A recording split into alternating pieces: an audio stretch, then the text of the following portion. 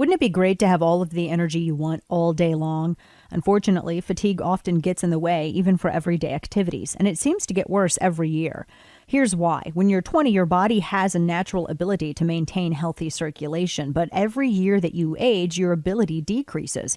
So what can you do to increase that natural circulation and fight fatigue? Drink Super Beets. Super Beets promotes the body's own natural ability to produce healthier circulation, resulting in increased energy and stamina all day long. Just mix a teaspoon into a few ounces of water with your choice of mild berry or black cherry flavor, and you can erase fatigue, increase your own natural energy. Call 800-664-5617 or go to danasbeats.com. And with your first order, get another 30-day supply of Super Beets free, plus indicator strips to see how Super Beets is working for you, and free shipping.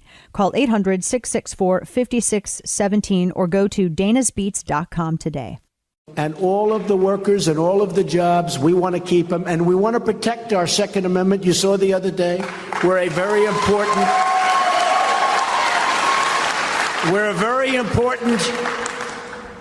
and respected in some circles Democrat said we should get rid of our Second Amendment. In other words, get rid of it.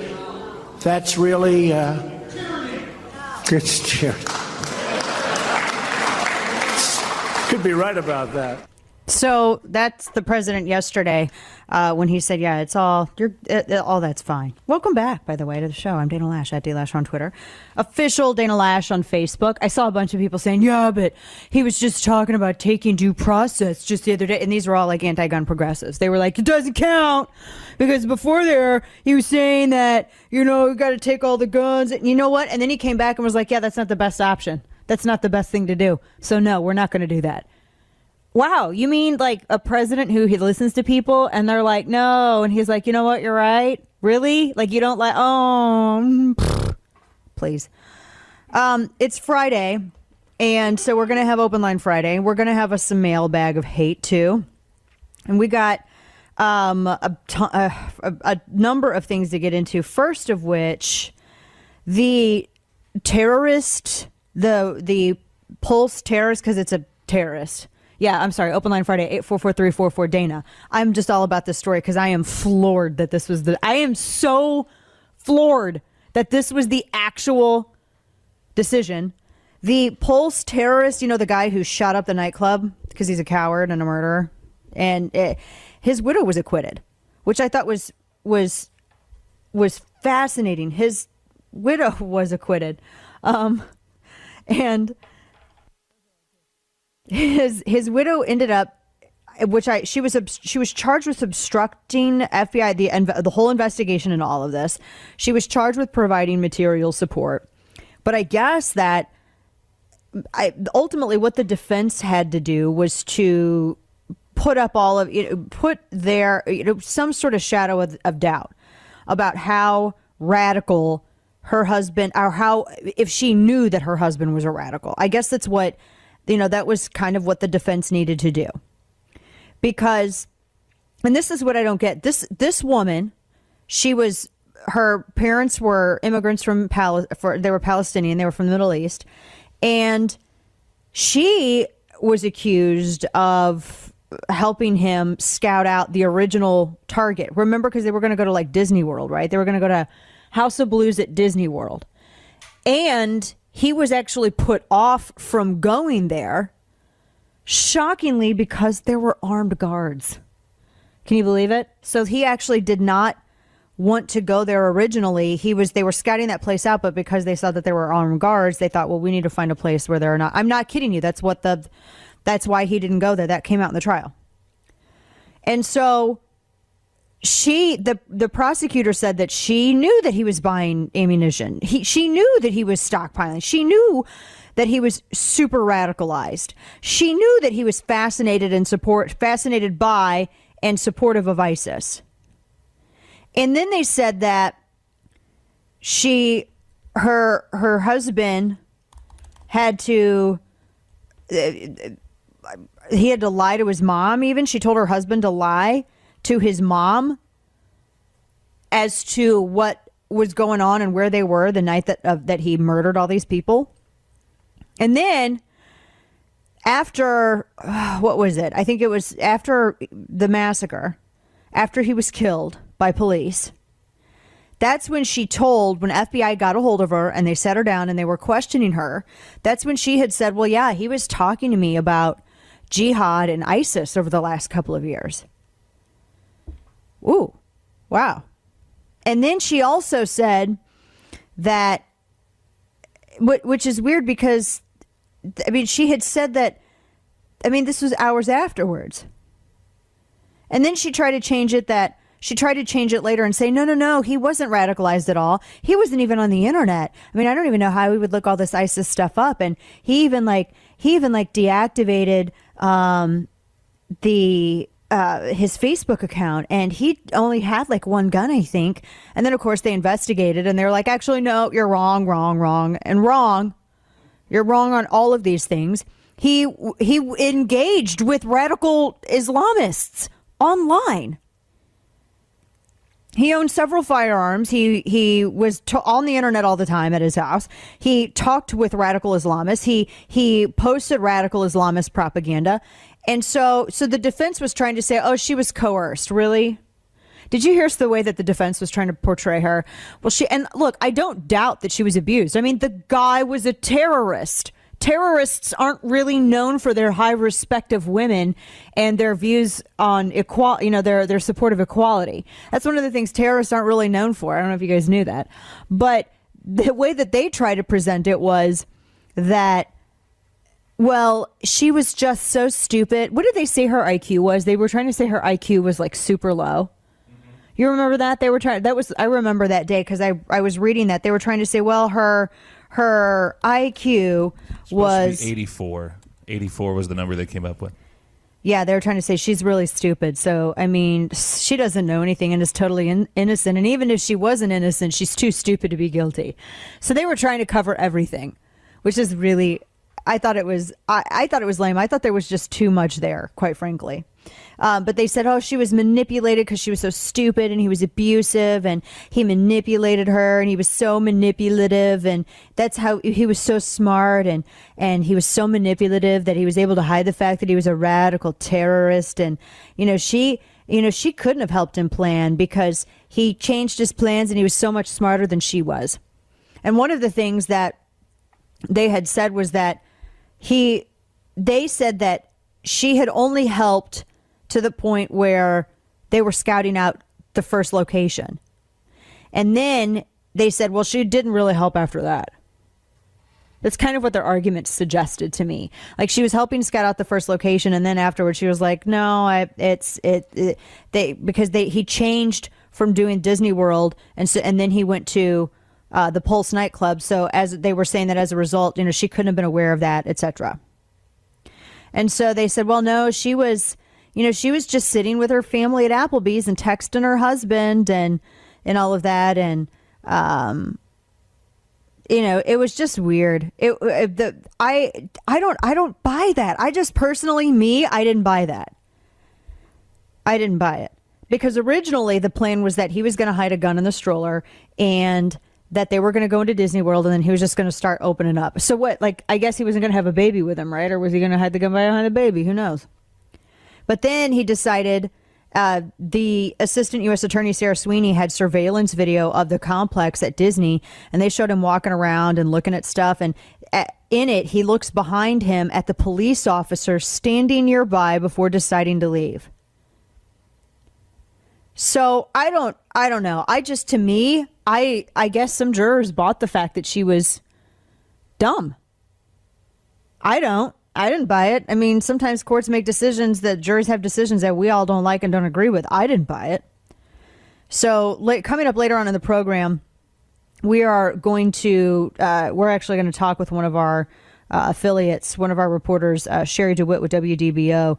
She's a legal analyst. She's going to be on later on in the program because I only play a lawyer on the radio. And I was looking at this like, how in the world was she? How in the world? Because I was like, guilty. Go. You're so guilty. Bye. That's how I looked at it. But, so Sherry's going to explain all of that for us as well. We have Mailbag of Hay and open phone lines, 844-344-DANA. We're going to get all of we're going to get into all of that, as well as FBI Director Andy McCabe, Fire Director. He has a GoFundMe. This Porsche owner has a GoFundMe. This guy who, like, with his pensions is worth like millions. He started a GoFundMe account to help with his legal bills. Yeah, so we got to talk about that. Starbucks and so much more. 844-344-DANA. My cell phone service is Patriot Mobile, just because I don't want to every time I make a call be supporting Planned Parenthood. I told you this stuff. Why would you still use them? For real. Like, I'm not going to sit here and tell you to boycott, but every time you use your big mobile service, just realize you're just filling Cecile Richards' pockets with more Lambo money, because, I mean, really, ultimately, that's what they do. They donate millions of your dollars to Planned Parenthood. They also help fund amnesty groups, right? They help fund gun control groups like the Everytowns and the Moms Demand More boxed wine, all of that good stuff. So you need to actually stand. I mean, unless you like spending your money on people trying to take away your rights, maybe consider switching to Patriot Mobile. Patriot Mobile, first off, you pay less, you have better service, you actually talk to people here, live ones, in the US of A, not robots, and whenever you have any kind of concern or question, whatever, and they use a portion of your money each month that you pay in for bill money to help fund conservative causes like your Second Amendment rights, like border security, things like that. So where would you rather your money go? And right now they're offering the Backlash special. When you sign up with Patriot Mobile or add a line, you get an autographed hardcover copy of my first book, Hands Off My Gun. So don't miss that exclusive offer only from Patriot Mobile, the Backlash special. PatriotMobile.com/Dana. Being in a live fire situation definitely is not like the movies. Almost nothing can prepare you for the real thing, but there's a new product that can help. It's called iTarget Pro. Utilizing your cell phone, their proprietary app uses a laser in place of the bullet and will detect exactly where your shots are landing. Now you can practice home defense where it matters most, in your home. You can test different angles, maximize your tactical advantage, and most importantly, be prepared should you find yourself in an unthinkable situation. Right now, save 10% with the offer code DANA when you purchase the iTarget Pro system. Competitive shooters dry fire 10 times more than they live fire, and the iTarget system will take your dry fire practice to a whole new level. Save 10% with the offer code DANA. That's the letter I, targetpro.com. itargetpro.com. Spanning coast to coast and all over Flyover Nation. The Dana Show. I think I'm going to get a saw and saw part of this table apart so I can fit my desk under here and be lazier when I sit at the mic. It's like, I don't know. Like, can you imagine? Look, I have it on good authority, though. You're getting a new desk for radio. Am I? Yeah. Oh, I didn't know that. Can I fit this stupid chair underneath it? I would imagine there's some comfort. There's nothing that angers me more. Do you guys know this? Like, okay, say you're sitting in an office chair and you try to scoot up to where it's comfortable for your back under the table, you know, but the arms, they do this. That's what happens. And you're like, dang it. So as long as you don't say nothing to Chris, I'm gonna get a saw. It's just wow. A new desk will be here soon enough. So look, I know my limits. Like, everybody always jokes about women drivers. I'm actually a boss driver. Like, I'm the best driver I know. But I'm terrifying with power tools. Love them though. Love just doing all that. I love it. But I scare my husband half to death. Nothing terrifies him more than, where's the saw? Or where's, the drill? Where's anything like that? He caught me using a drill one time because I needed another hole in my belt, a tighter hole. I needed to put in my belt. What, I hate you. Did you use a drill for that? I did. I used a drill. Because it seemed like it made sense, right? And he's like, what are you doing? And freaked out about it. Makes sense. Your husband's scared when you request tools. But think about it, though. Like, if I put the belt, put it on like a piece of wood, just drill right through it, right? Boom, there's your belt loop, your hole for your belt. Makes sense, right? Yeah. I would just, can do American attitude. I'm not hurting anybody. Like, I'm not going up and, knocking stuff out of your hands. I'm just doing my own thing, I'm sure leather work experts would agree. Well, I don't need to hear from them en masse because I know how you work Twitter. So I don't need to be hearing from all of them now. Don't say nothing because it works completely fine. And you know what? It did the job. Yeah. That's all that counts. Let's kick it into Quick Five. It's time for Dana's Quick Five. You know what I want? I know we got headlines, but it's Friday and half of you are off work. I really want to get like a forge so I can make my own knives. That's what I watched Forged in Fire, and I'm like, I can do that. I totally want to do that, right? And I want one of those big old Hoss aprons. That's what I want. Anyway, I have no idea where I was going with that, but I really want to do that. Except when it starts turning June in here. And then I don't want that anymore. All right, blah, blah, blah. Austin police chief says I like how they say the parcel bomber, the package bomber, he was a domestic terrorist, even though the FBI is refusing to label him as one. Yeah, I'd probably say that too, actually. Like, why would he not be? He was trying to scare people. That's a terror tactic. I mean, what was he just? Oh, he's just a bored criminal. But I guess it does bring up a bigger question. If you use a tactic of terror, does that make you a terrorist, or does that just make you utilizing a terror tactic? And is there a certain reason why we got to be super careful of that classification? Right? There's different terrorists. I mean, there's Islamic terrorists. There's other terrorists. Right. So they don't have to have, Islam as. Because I saw this lady today trying to parallel park in a parking spot, and I was like, "You are a terror." I thought that. I didn't tell her that. But I'm just wondering, because she was scaring me, and that was like a terror tactic.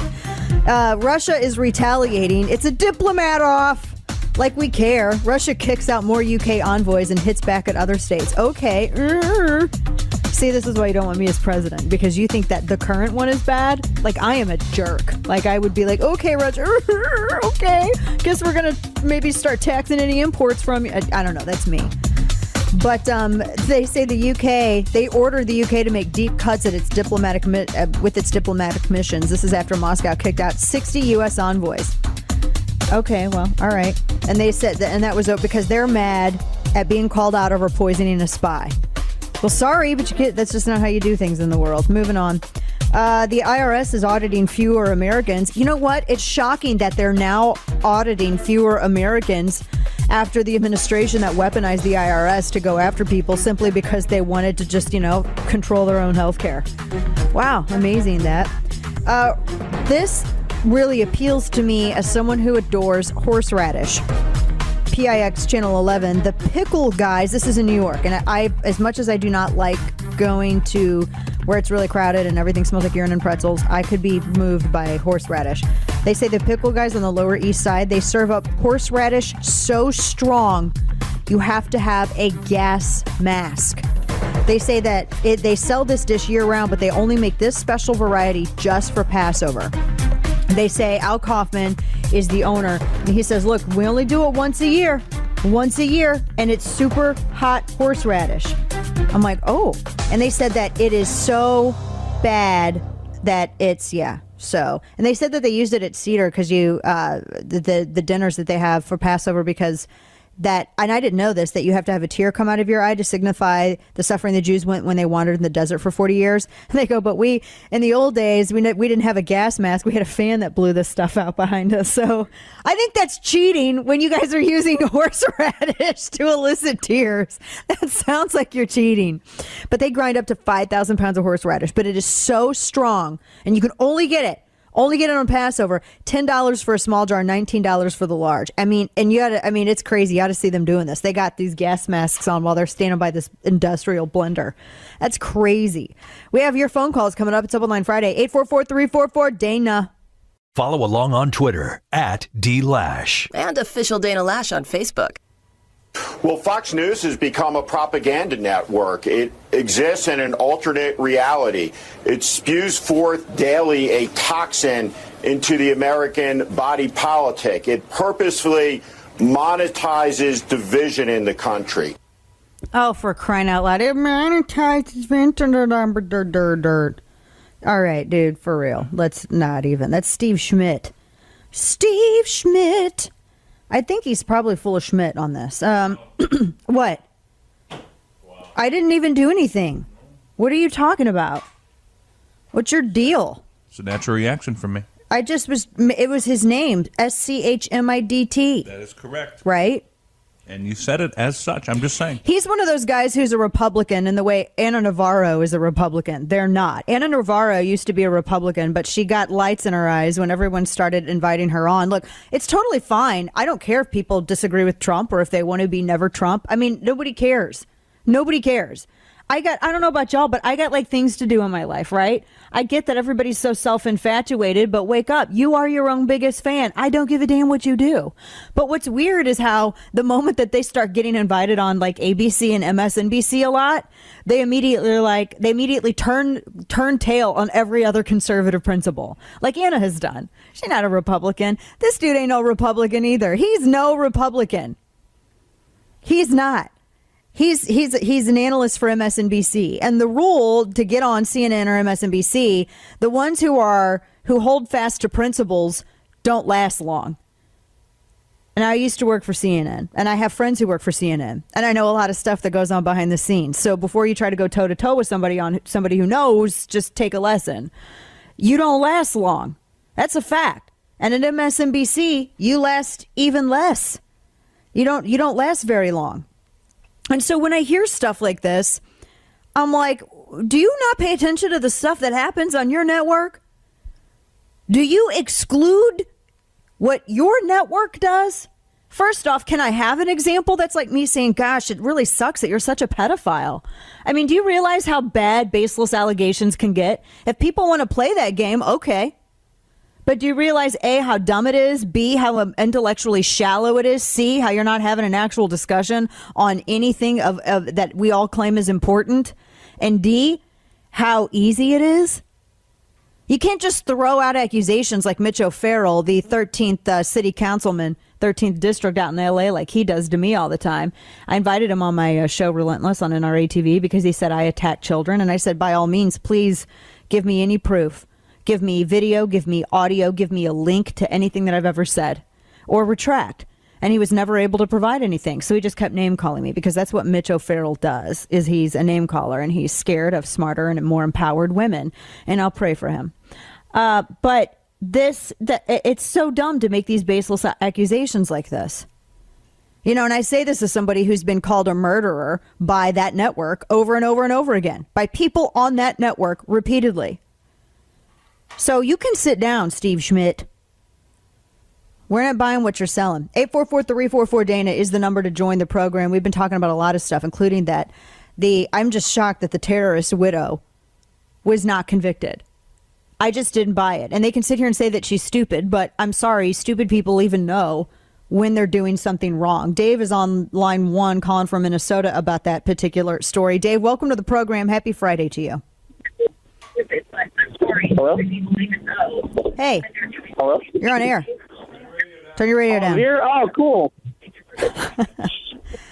So, we're going to talk about the terrorists and the low IQ terrorist girl. I don't buy it, do you? I do not buy it. She is not stupid. That is a lie. She is probably smarter than him. Yeah.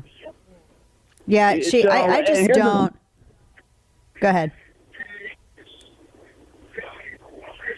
And go ahead. Here's the thing: you can go and check this crazy hack she did. It's on 4chan.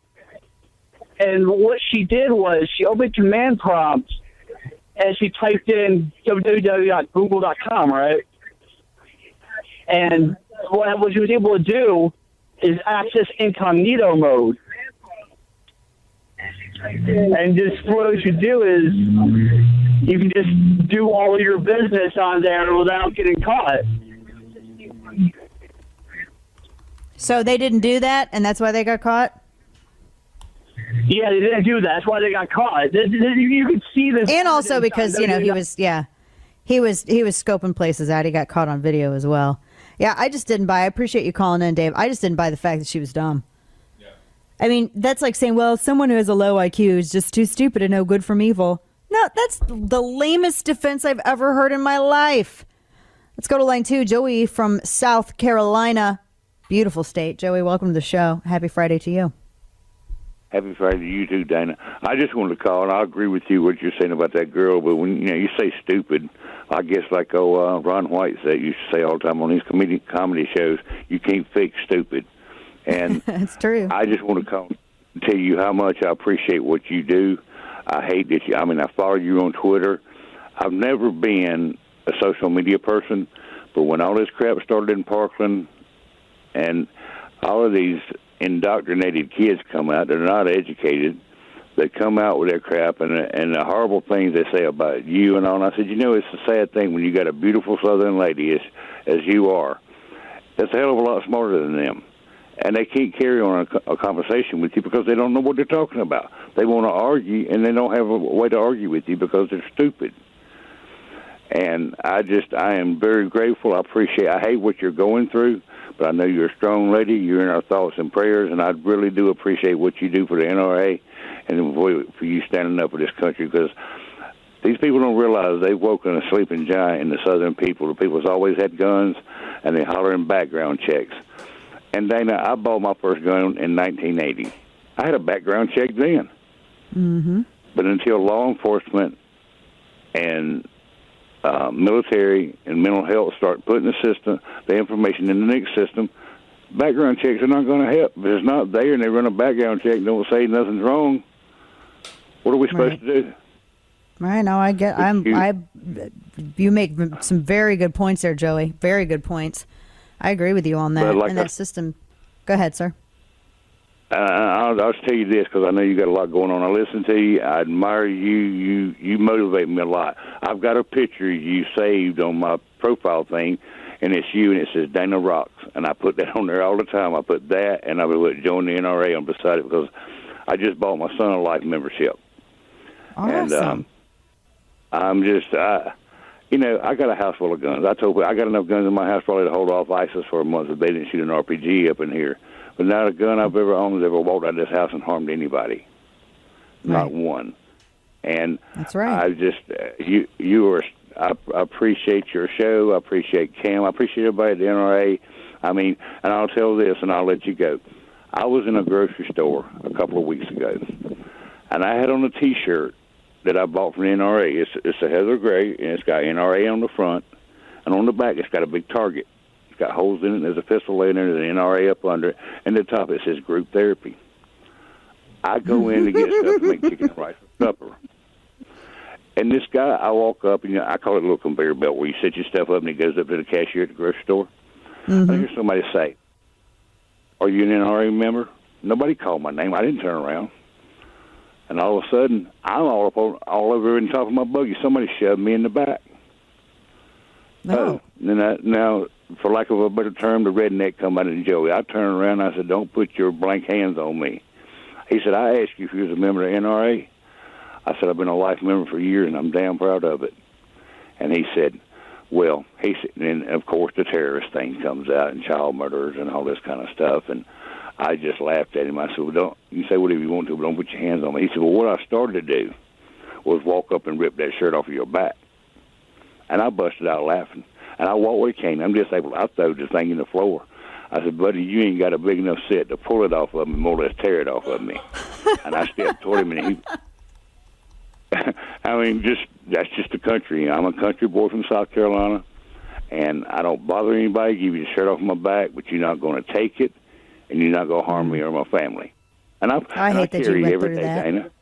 Right. Well, I mean, look, it don't bother me. I mean, I'm like you. I mean, I'll go so far, but don't put your hands on me, you know? Right. But like I said, I will do anything, and I carry a gun everywhere I go. And I said it's come to that. We've got people in our church. I'm in a small country church here, and we have a safety committee. We have cameras outside now.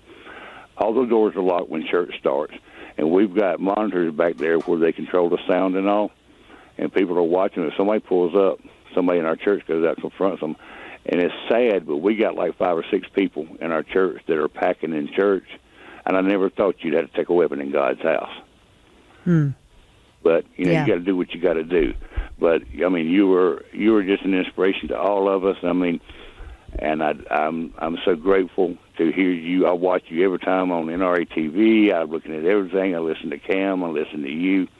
And I can't say thank you enough for what you're doing. And we got you back. No, I appreciate that. I appreciate you. Joey, God bless you, my friend. God bless you, and I appreciate your fellowship. Law-abiding gun owner. Thank you, Joey, and I hope you have a great Easter. God bless you, my friend. We have a lot more to get into. It's Open Line Friday. 844-344-DANA is the number to join the program. And just some of the stuff that's coming up. Fired FBI Deputy Director Andrew McCabe So he started a GoFundMe account, right? He started a GoFundMe account. He wanted some help paying his legal bills. Except Luke Rosiak at the Daily Caller noted he's worth millions and he drives a Porsche. And I'm just saying, what? He got enough taxpayer dollars in his job? You messed up, dude. You lied. That's why you got fired. Anyway, we're going to get into all of that. And Starbucks puts a cancer warning. Well, California says Starbucks must put a cancer warning on their coffee.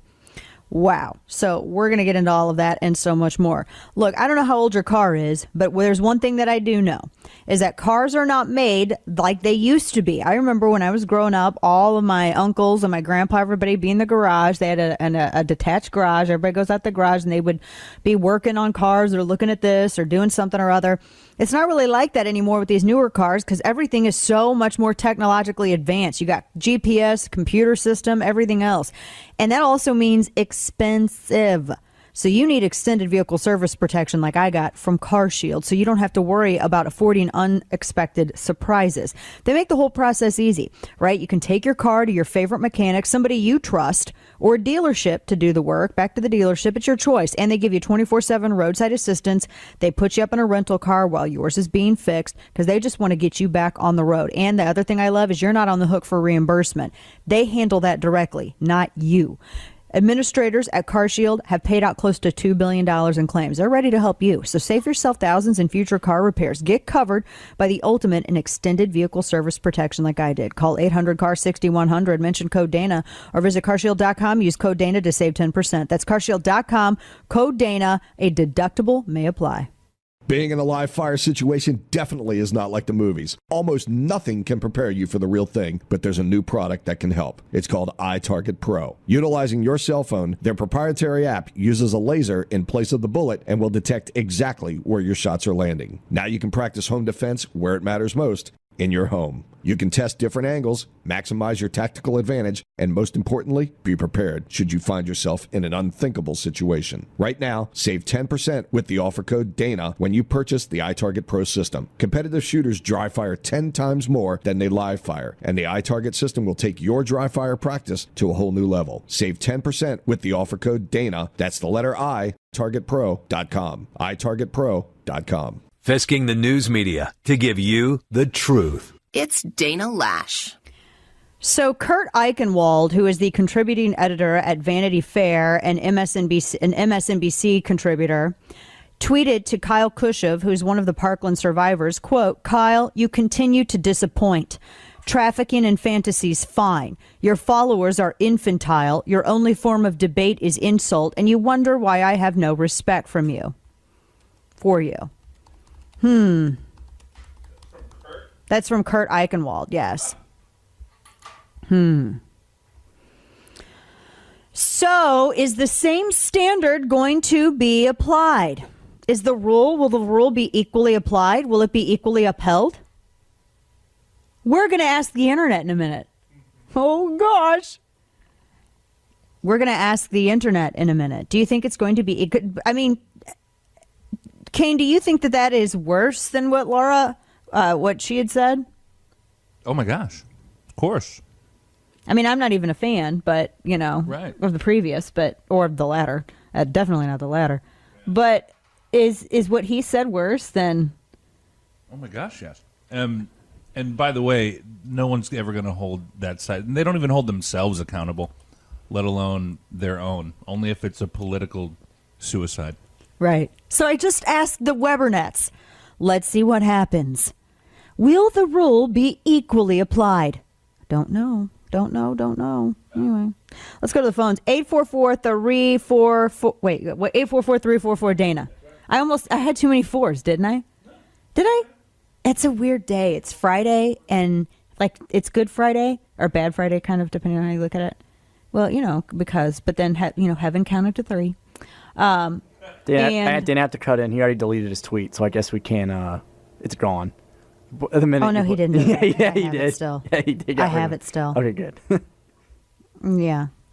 Oh, did he? Because I'll just put the screen cap up. Whoop whoop. Yeah. Let me do that. I'm sorry, you guys are all on board with me. And doing social media on live radio. Yeah, because I save everything. I save everything. Always. Don't call for me unless I call for you. Bam, bam, Period.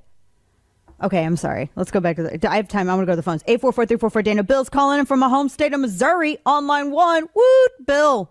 God bless you. Happy Friday. Hey, how are you? I'm doing well, my friend. Hey, love the show. Thank I you. just wanted to kind of point out, if IQ is enough to hold someone not responsible, guns have no IQ whatsoever, so how can they be responsible? Oh, wow. That's a really good question. That's a really good question. Yeah. Just throwing it out there. Yeah, exactly. Exactly. I appreciate that, Bill. God bless you. I appreciate you calling in. We have more of your phone calls coming up. 844-344-DANA. I see y'all on there. I want you to hang on the lines. I appreciate your patience. We have about a little over a minute here.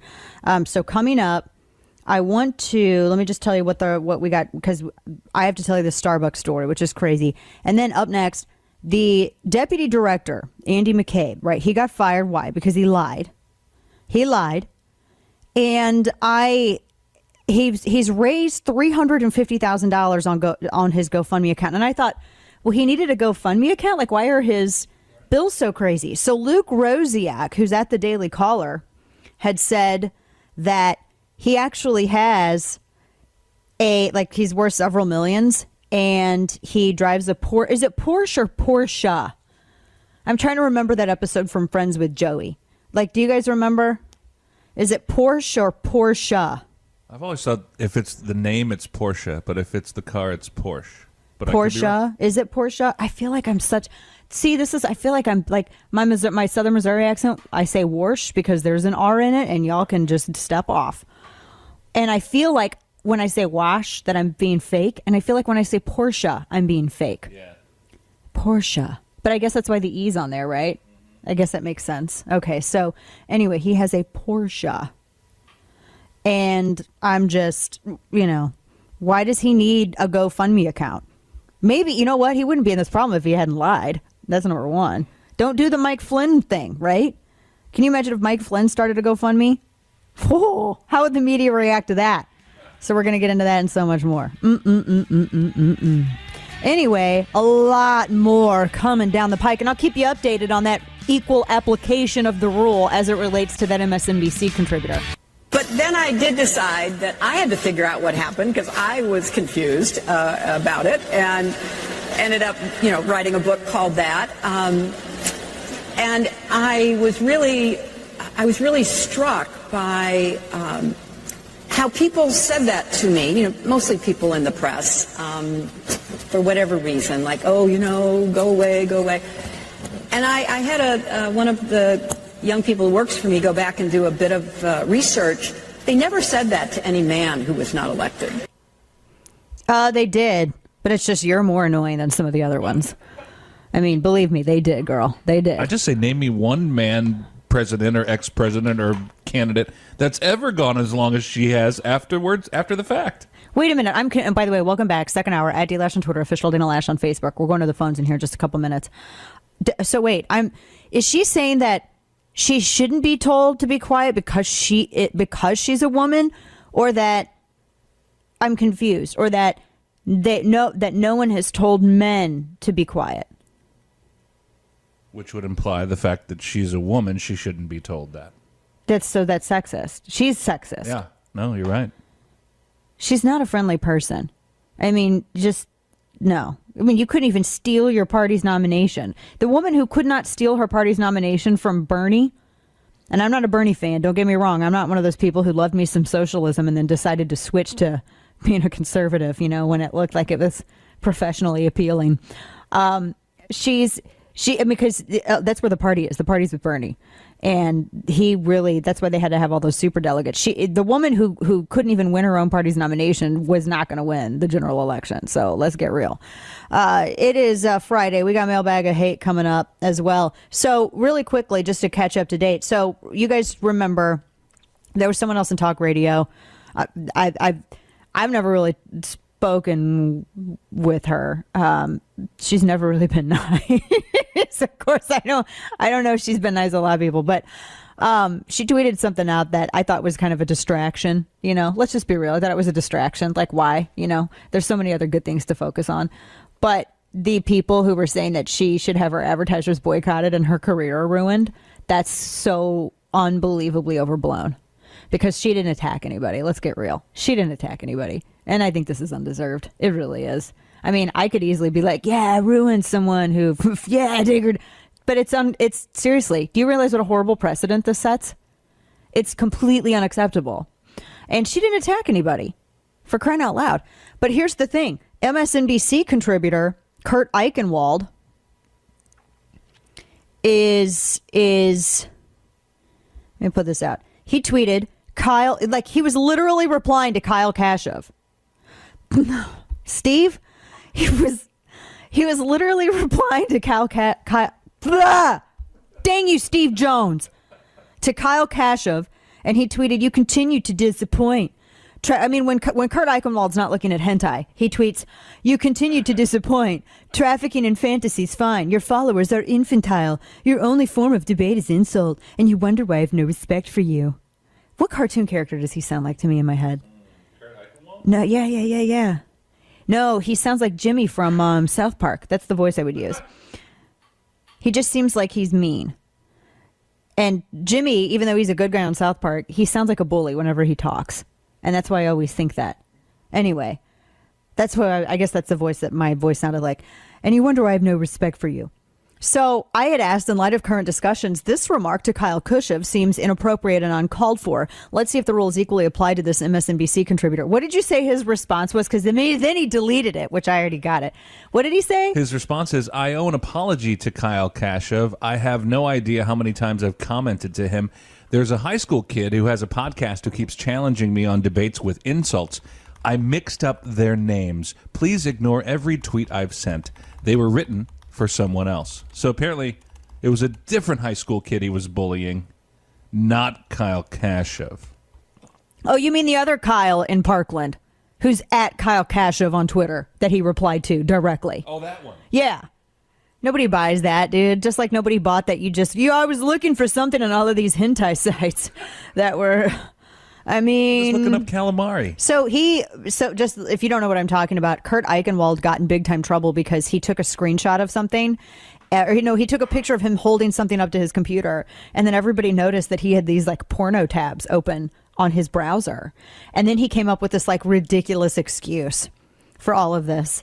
And nobody bought it. He's like, "I wasn't looking at porn. I was trying to show my wife and children that this something in it, this existed." And I'm like, wait, you were showing your kids porn? Because now it's just getting worse. So research. Yeah, I know. It was for research because I'm an award-winning writer who is award-winning because I yell at Parkland survivors. I don't know. But anyway, I don't buy his apology. I'm just curious to see if that rule is equally applied. No, it won't be. You don't think it will be? Yeah, No, you're talking about by the left? Yeah, No, yeah. No, not at all. Yeah, well. Let's go to the phones. 844-344.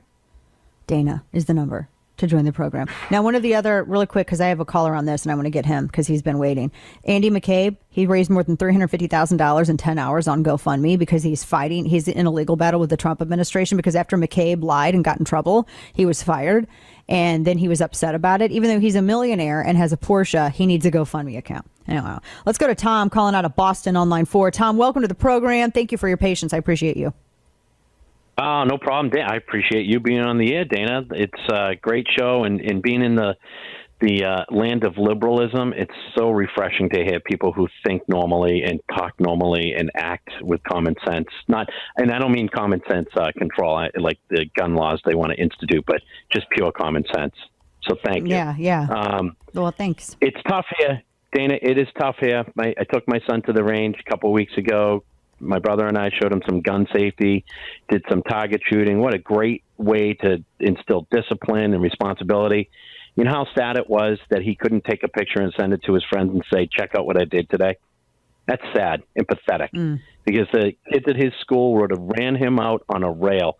My children's pediatrician, when Trump won, they sent a message out to everybody saying, when you're in the lobby, why don't you write down what upsets you about the election that just occurred and who won the presidency. I don't remember that happening when Obama won. They didn't give me the option to voice my opinion. But the reason I was calling was about McCabe and Andy McCabe and what a rat he is. So the FBI continues their long history of breaking the law, which, as you know, there was a notorious case here in Boston where an FBI handler agent is now in jail for being part of a conspiracy to commit murder. So Andy McCabe is just one more in another line of below subpar FBI agents that shouldn't be there in the first place. They're using the government to line their pockets. The guy's 49 and he was retiring. Who the hell does that, Dana? Yeah. No, Are you going to retire at 49? Maybe you can because you write great books and you have a show. But I know you won't. You are very kind. No, you make a good point. Who retires at 49? Was he just like going to go do something? I don't know. Who retires at 49? That's a good point. Well, he's already a millionaire. So, he may not need to. I'll excuse him for this. Having been in, by the way, don't you love how we hear now politicians say they're in public service and they stress the service part because they're trying to align themselves with real service members, and which I find hugely offensive, having been in the service. But he, having been in public service, he doesn't know any better than to ask other people for money. That's the way they operate. They're not like you and I. They don't go look for a new job. They expect everybody to come and help them out and pay their bills. It's government in this country is a form of socialism, if you ask me. If you work for the government, you expect everybody else to pay for everything for you. Right. Exactly. I don't disagree with you, my friend. I don't. I hope you have a great weekend. Thank you so much for calling in. Appreciate you. God bless. We have a lot more happening as well. And we're also going to get into some quick five. Additionally, I think I have time to take one more call. Let's keep going. 844-344-DANA. I'm going literally like in the number of how I get. We got Matthew on line 2 calling out of Pennsylvania. Matthew, welcome to the program. Hey, good Friday. Hey, happy Friday to you. So, a majority of human history was tyrannical monarchies and empires where the common peasants had no rights as they couldn't resist well-equipped, trained state enforcers of the warrior class. Mm-hmm. And it wasn't until the 18th century that there was an equality of armament between the people and the state that we saw universal human rights be acknowledged by governments as it was a vertical check of power in our society. So if people who want to take away the Second Amendment are successful, and so if people who want to take away the Second Amendment are successful, my question to them is, assuming a disarmed populace, what check of governmental power would there be to ensure that the rights of the people will be respected and the outcomes of elections will be observed? That is a brilliant point. It's somewhat rhetorical because there wouldn't be.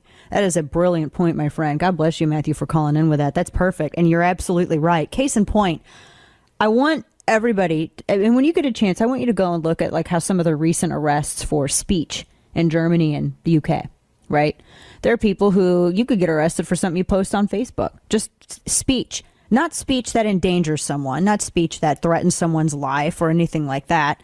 And it may not even be necessarily speech that you find acceptable, but it's speech. And they can be arrested and thrown into jail for it. In Britain, they can be. In parts of Europe, they can be. Of course, interestingly enough, these are also the areas where the people are not allowed an equal means or really any means with which to defend themselves. Very interesting. We have a ton more to get into, my friends. Purple Heart Foundation is a great organization that I'm proud to partner with. And our veterans, we are so thankful for them. And yesterday we were just acknowledging the service of those who were in Vietnam. Purple Heart Foundation helps all vets, not just those combat wounded, all ages, all wars. And they wade through the bureaucracy. They cut through it. This is what I like about them. Number one, these are veterans themselves who volunteer. They don't have paid staff. These are volunteers. Number two, when you donate to the Purple Heart Foundation, you can see where your money goes. It forms the educational scholarships given to vets so they can further their education and get good jobs when they acclimate back to civilian life. It pays for their job training. It pays for PTS support. It pays to get homeless vets off the street. It pays to fly one of the volunteer vets that act as national service officers in the organization to sit down with these vets and their families, go through that mondo amount of paperwork and get their benefits that they are owed from the VA. The Purple Heart Foundation, lastly, makes it easier for those veterans who struggle and their families. They want to stand in the gap and be of service, and I'm happy to help them. It's one of the oldest and most respected veterans organizations around. They don't get federal dollars. It's all privately funded, all 100% tax deductible. Call 888-414-4483. That's 888-414-4483. Give to purpleheart.org. Being in a live fire situation definitely is not like the movies. Almost nothing can prepare you for the real thing, but there's a new product that can help. It's called iTarget Pro. Utilizing your cell phone, their proprietary app uses a laser in place of the bullet and will detect exactly where your shots are landing. Now you can practice home defense where it matters most, in your home. You can test different angles, maximize your tactical advantage, and most importantly, be prepared should you find yourself in an unthinkable situation. Right now, save 10% with the offer code DANA when you purchase the iTarget Pro system. Competitive shooters dry fire 10 times more than they live fire, and the iTarget system will take your dry fire practice to a whole new level. Save 10% with the offer code DANA. That's the letter I, targetpro.com. itargetpro.com. Giving you the facts from Anchorage to Alabama. It's Dana Lash. At D-Lash on Twitter, official Dana Lash on Facebook. So even though I think Kurt Eichenwald's apology is totally BS, this is just, here's the difference. And this is why Kyle Kashuv, this is why you don't actually see him on television more. It's why you don't see people beating down his door to try to get interviews with him or make him, have him front groups and all of that, because he has class. This kid has class. He told Kurt, he said, quote, on a more serious note, Kurt, if you made a mistake and you're truly sorry, apology accepted. We should all be more forgiving, including you. When will you and MSNBC do the same for, others? Bam. That, ladies and gentlemen, is a young man. That, ladies and gentlemen, is class. That's class. It's very rare. It would be so easy for him to fight back with the same amount of, and just that same antagonist and same amount of spite. He chooses not to. This kid is going places. This kid is sharp. He is sharp. And we've talked about, and I know he's been on radio and we've talked about, I'm really weird about, because I saw somebody else had one of their kids challenged one of the other kids to a debate. Look, I'm going to tell you something. This is me being the mama in the room. I ain't putting no kids out to do anything that I can say. And I think some of the adults need to ball up who are gun control activists and stop being cowards and using other people and their tragedy and their teenagers are on a I have a teenager. Don't preach to me about what I know about teenagers and what I don't know. I birthed one without pain meds. I raised him, my oldest. They are always on an emotional roller coaster. It's crazy for a teenager on any day of the week. But then when you have stuff like happened in Parkland, you have this happen, then you have this where they're on TV and they get all this national attention, and you have all of these people like Bloomberg and everybody else whispering and don't sit here. And by the way, coming up on my program Relentless at 5 p.m., there is a teacher within the school district that's going to be joining me to talk about some things coming up. Well, Carrie Pickett has been working on this story. She talked with this teacher. But it is 5 p.m. Central Time, yes. This is it's just I am very uncomfortable when I see adults who are too immature and they lack the intelligence to make good arguments and clearly articulate why they believe in what they believe. And so they try to hide behind these individuals. And they try to hide behind tragedy. And they want them to say the things that it would be inappropriate for those middle-aged people to say. Like, some of these people are old enough to be my parents. And they're out there behaving like babies. You know what I mean? And it has always been inappropriate for them to do so. I know we got to get going. Do I have time, or do I just blow out quick five? I'm not going to have time for quick. That's my bad. I'm sorry. I swear I won't mess it up next hour. But I'm just, just really amazes me. So coming up, my friend David A.R. White, who is, he's in the film that it premieres today. It's out in theaters today, God's Not Dead 3. And you guys really, if ever there was a more perfect time for this message, it is now. I don't want you to miss this next segment. He's going to join us to talk about it. Stay with us. Listen live around the world at DanaRadio.com. So it is Good Friday, or kind of Bad Friday. It's like the day that, hope was lost. I was reading Bob Goff this morning. It's like the day that hope was lost and evil thought it won. And it was just heaven counting to 3. I mean, even Jesus' friends scattered. But it was just, heaven was just counting to 3. And so it is perfect that here on this weekend, it's Easter weekend, it's Passover Easter weekend, that we have this film, which is in theaters today, God's Not Dead, A Light in Darkness. And my friend David A.R. White, who he does the PureFlix company that was involved in putting out God's Not Dead, and he's also the main character. He is the star of this film, and I mean, when David, first off, I want to set this up. But David, God bless you, and I'm grateful that you're on with me today. And I have to say that when I talked with you and you were kind enough to ask me to do a cameo in this, and when we were out there and we were doing these scenes and I was really getting immersed in everything that this film was about, I thought then that it had a great message. I mean, because it did. It was a fantastic message. And then I saw the trailer for this, and then I saw it again, not just this week. And I thought, as nasty as everything is right now, and as hopeless as everybody feels right now, it's like a God thing that this movie is. I mean, this weekend at this time, with how divided the country is, just wow. And I cannot encourage enough people to go and see it, because this message is this is going to convict a lot of people. Thank you for being here with me. Oh, thanks for having me, Dan. And you are awesome in the movie as well. We should just do a movie on you. Oh, goodness. No, I know you were kind and you walked me through all those things. I just followed your excellent lead. I really did.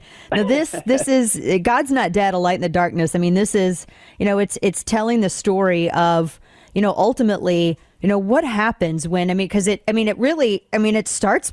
It starts bad. It's not good news. When it starts, nothing's good.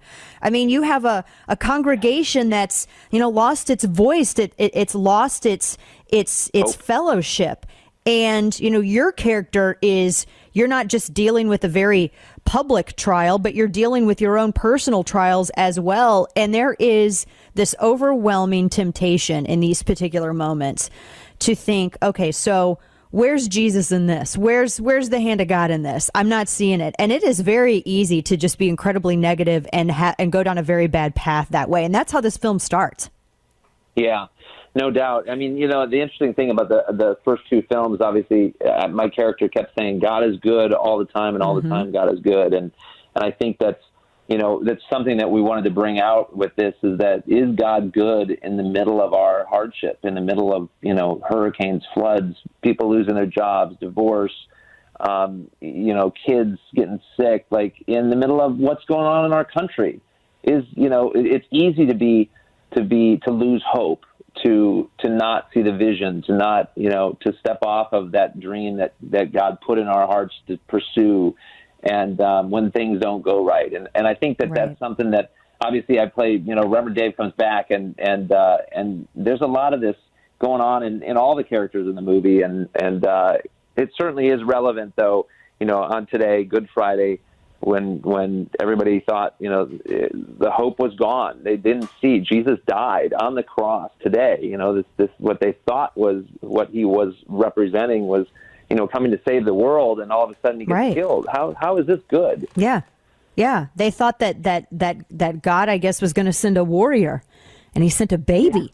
And then this baby grows up and he's telling people to turn the other cheek, and people do not. It is not human nature to do that. It is not human nature. And you bring up something that I think it hits on something so profound. It is so easy to say God is good all the time and it is well with my soul when everything's going great. It is really easy to say that when you're having a grand old time in life. But when you're having a bad time and when you're going through it, it's really hard to say that. Yeah. And it hits the film hits about that in a lot of different ways, because it affects all of us in everyday life, no matter where we might be on top of the mountain today, feeling good, but tomorrow darkness comes, and it's how do you respond to that darkness? Do you respond to the hate with more hate? There's a great line in the movie that says that. Yes, I love that. We go back to the college campus in this movie with this girl. All of a sudden, here she is. She had a faith going into it, and now all of her friends are not believers. Nobody. They in fact, she's like, God, are you even real anymore? Because I don't see you. I can't hear you. Why would you put me through this right now? And if anything, she's getting attacked on so many levels. And, I love this film. People always say, well, what's your favorite film to work on? And, why do you like it? And for me, it's because it resonates in what we were trying to do with this movie was the authenticity of life. Right. That's exactly it. That is exactly. I love the relationship, by the way, that you have with your brother in this film, because I know, that's interesting because he's an atheist, and he's a big time lawyer, and you need him in this film to actually fight for something that he doesn't believe in necessarily. Well, no film would be complete without a pastor calling his brother for help, and of course that brother being an atheist. So how do you throw a pastor and an atheist together in the same house to fight on the same side for what they feel is right? When they disagree. And I think, but that's what life is. It's messy. That's what a lot of families are. We disagree about a lot of different things. And yet, how do you find the common ground? And then I think, that's another thing that this movie is so profound and also relevant is that it's about unity right now. How do we find that unity in the midst of our fighting?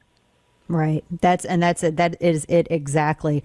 There's a lot of the things that your character goes through at various levels, in some respect. I think every single person has had that inner dialogue with themselves, the things that you go through in this movie. And they, everybody has a choice, and you always, God always gives you a doorway out of something. You could respond to hate with hate. God gives you a way out. You could be hateful.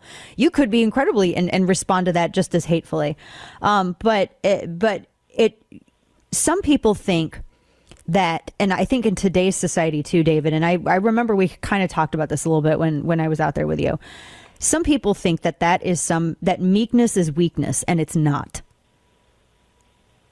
Yeah, no, absolutely. And I mean, I think it's timing of everything. There's a way to respond. It's not like God says, hey, don't step up and fight for what is right but do it at the right time. And yes, I called you to be meek. And, it's interesting because my dad was a Mennonite pastor. And of course, the thing about Mennonites is conscientious objectors. And my dad got saved really late, and in fact, he was in his 30s when he then went into the ministry, got the call of God, went into ministry, and then all of a sudden he looked at all the different sects of Christianity, and he chose the Mennonites of all things to go into because he really believed that Christ was saying, "Turn the other cheek," and that was the thing that he connected to, and that's been obviously I'm not saying I necessarily have. I certainly, that's a much broader topic to discuss, but it's interesting that in this film, at what point in time do you turn that other cheek? At what point in time, you've got both sides of the aisle, everybody's yelling, no one's listening, but unless one side at one point steps up and follows what Christ taught us, which is humility, which is, kindness, which is compassion, and then that thing that none of us like, that forgiveness thing. How do we do that? And certainly, we went round and round. We didn't want to make another God's Not Dead movie. It was very difficult. This movie was birthed out of a lot of pain because it was we don't want to just make another one. But but you wait. God says, okay, hey, go to B. But how do I get from A to B? And a lot of times it's messy trying to get over there. It doesn't just happen easily. And I think, with this film, he wanted us to wait and be in pain while we got to the answer of, oh, yeah, this is why we're making this movie right now, because look around you. We've been living in this dark social, political, divisive time for the last decade, and I want you to address that. You mentioned forgiveness too, and I think that's there was this other underlying theme that I just got from this movie, because forgiveness, because this movie teaches it, and it has it. I mean, you have to have, your character has forgiveness in this movie as well. It's not about letting somebody off the hook. It's for you. Forgiveness is for you. Forgiveness is for taking that burden off of you. And that's something else that I think is misunderstood, because your character went through that. Yeah. Well, and also because if you don't forgive, eventually, what does that bitterness do to us as individuals? How does it eat us up? How does it? It's that bitterness is between you and God. It's a wall between you and God. Bottom line. Yep. I'm so excited for people to see this. Yeah. I'm sorry. Go ahead. No, I was just going to say, then it spreads to other relationships and into your marriage, into your kids, into your, just the people you work with, and it becomes this poison that ultimately God just says, let it go. Right. I love this film because it deals, I think, with the very tough issues that I think a lot of people are really kind of afraid to tackle, because I get the sense too that, in a lot of times in, arts and entertainment, and even certain sermons, where it concerns, pastors and everything else, everybody, there is a hesitancy, I feel, in saying, you know what, tough things happen, and you can make some very, very bad decisions, and it's not going to be all, kittens and sunshine 1,000% all the time, but there is a way out of it. And because our culture, we don't like to be unhappy. We want instant gratification.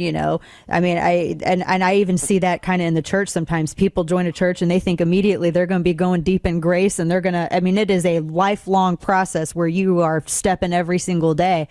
And I really feel, I just got the feeling from this film that it is very realistic in addressing everything. And I know that's what you were going for. And I can't wait for people to go and see it. Oh, well, thank you so much. And I just give a shout out to everybody. Please go out this weekend. It's so important. It's like casting your vote that you want product you want content like this. And it definitely sends a big flare and a big message up to Hollywood, to say that, there are 150 million people that go to church at least once a month. That stat that says that even in LA, they go. LA, in New York, everywhere that they like to ignore. Well, that's not really real, but it's true. And I think, they're seeing that already with the other faith-based films that have come out already. And I think, and most importantly though, I think you'll be blessed. You can take your family, you can take it, take your friends, take your non-saved friends, and even your atheist friends to see this, because our goal was to tell both sides, be organic, be authentic on both sides of it, and ultimately open up conversations that have been kind of stilted, for a long time. Yes, God's Not Dead, A Light in Darkness, in theaters today. A lot of familiar faces in this, including yours, David. John Corbett's in it. Tatum O'Neal's in this. A lot of very familiar faces as well. God bless you for doing this film. And thank you for having even me being a small part of it. It was a real privilege, and it was a real pleasure to work with you and everyone else out there. And I can't wait to go and see it. I'm going to go see it this weekend, and I'm very excited. You're so terrific. Thanks so much, Dan. I appreciate it. Thank you. God bless you. God's Not Dead. You guys go see this movie, A Light in Darkness. It's such a good film. God'sNotDead.com. Go, and you can even get your tickets online as well. And it's one quick link, and you can get your tickets right there online. It is a really good film. And not just because I'm in it, because my cameo, I won an Oscar for sure. I'm positive I literally just played myself, and I was interviewing his character. Well, you'll see. I don't want to tell. I'm like really afraid to tell you, because I'm horrible at this. Like, I'll start talking to you about a movie, and then before you know it, I've ruined it for you. So I don't want to do that. But make sure you go and see it. And it's a good film, and I like supporting good work like this. So make sure you go and see it. God'sNotDead.com. In the meantime, so part of my pre-workout, so I started a whole new fitness regime today because I basically almost blew out 2 discs in my back, my L4 and L5, because I lift heavy weights and I do all of that. Well, I can't do a lot of the heavy weights with my back and all of that anymore. So I had to completely change up my fitness regime. And so I started like all of this crazy stuff today. And I would have almost died. But part of my pre-workout is Super Beets. And this is, I'm not joking with you. You guys think I'm kidding with you on it. For real, though. No. Super Beets is, let me just explain it. So your body makes nitric oxide, right? Do you know really, though, what that does? I mean, you can just say it, but do you know what it does? Nitric oxide is what makes your arteries flexible, right? And when your arteries are flexible and when they widen, nutrients can get through your blood vessels faster because all that blood's pumping, and that's how it all spreads throughout your body. Oxygen, which you need to fight fatigue, better circulation. It helps to maintain healthy blood pressure too. So every year after you mature, your body then produces less and less nitric oxide. Now, dietary nitrates have been proven to help your body produce naturally, help it, to kickstart your body's production of nitric oxide. In fact, the whole Super Beets is based on this Nobel Prize in medicine, I think, that was given to these 2 scientists in 1998 when they discovered how this all affects the body. Now, beets, more than any other vegetable, are loaded with dietary nitrates. But if you cook them, heat destroys nitrates. So what Super Beets did is they developed this cold drying process, and they take these very, carefully grown non-GMO beets. They concentrate it down through this process into a superfood powder. 1 teaspoon into about 4 ounces of water.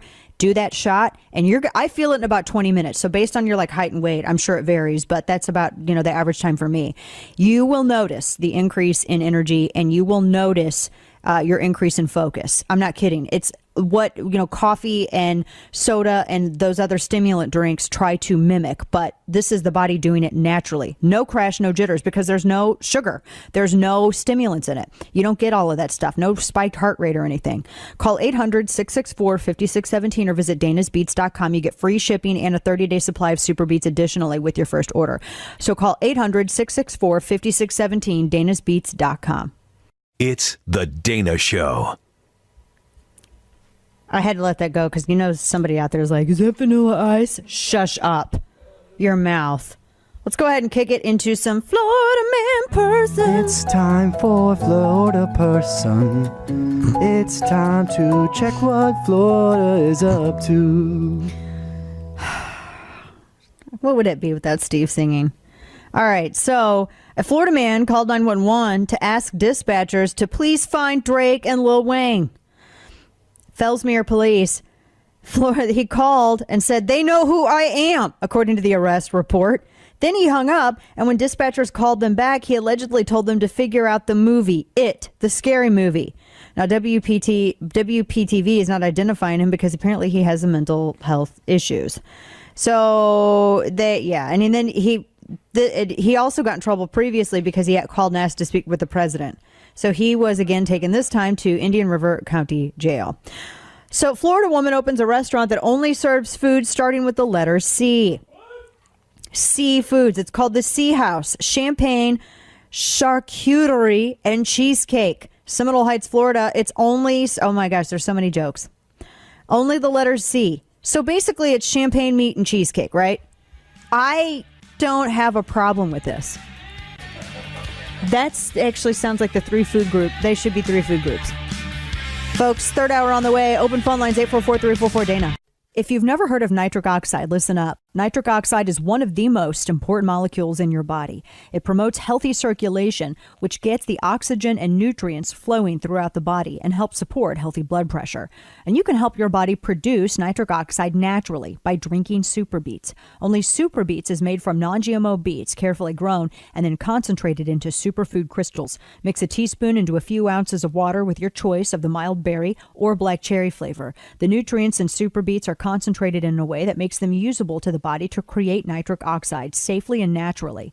So to erase fatigue and increase your body's nitric oxide levels, call 800-664-5617 or go to danasbeats.com. With your first order, get another 30-day supply of Super Beats free, plus indicator strips to see how Super Beats is working for you, and free shipping. Call 800-664-5617 or visit danasbeats.com today.